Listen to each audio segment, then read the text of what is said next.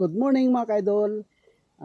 Magbabalag na naman tayong muli sa araw na to dahil maaga at yung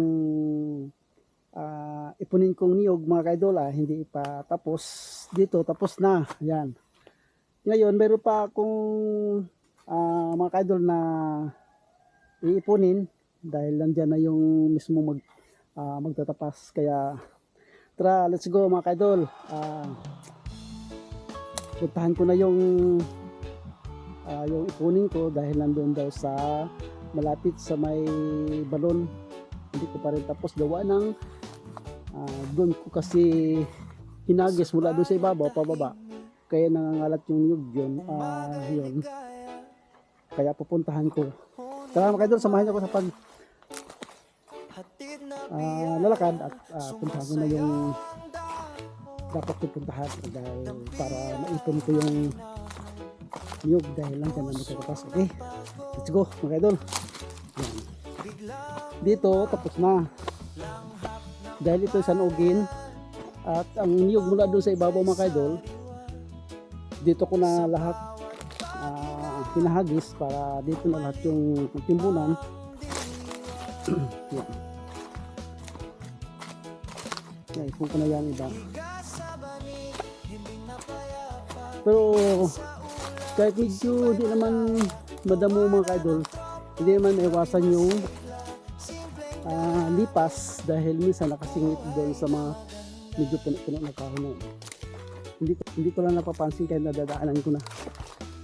Yan, magkabilaan kasi itong medyo hilig yung lupa. Kaya lahat ng sa ibabaw ng niyog, dito sa kabila, magkabilang side, dito ko na lahat hinahagis. Kaya pagka tapos ko na hagis lahat, dito naman ako nag okay, mga ka-idol, nandito na tayo sa dapat kong ipunin kung meron pa naman ipon gawa ng yung kasama ko kasi kahapon akala ko hindi niya inipon. Kaya yan. Ayun mga ka-idol, naipon na. Akala ko hindi pa naipon gawa ng mula doon sa ibabaw na yon, hinagis ko riyan ay iniwanan ko na mula din niya sa kabilang side to side. Hagis ko ng hagis na niyog, akala ko hindi pa naipon. Ito na pala mga ka-idol ang naipon niya.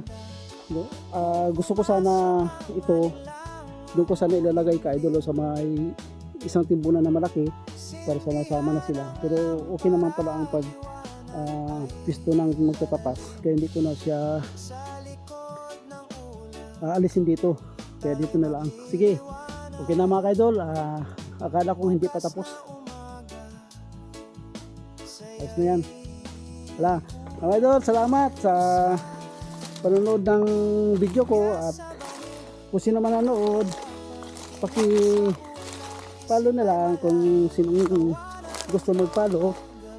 Kung nagustuhan naman, kung hindi naman, ayos lang kayo, di ba? Okay, maraming salamat sa panonood. Thank you, bye!